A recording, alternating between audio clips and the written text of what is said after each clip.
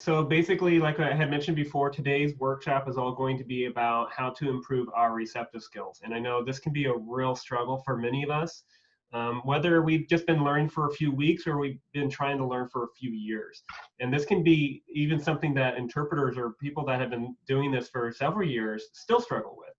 And so today we're going to be going over some quick tips that can really help you improve your receptive skills immediately.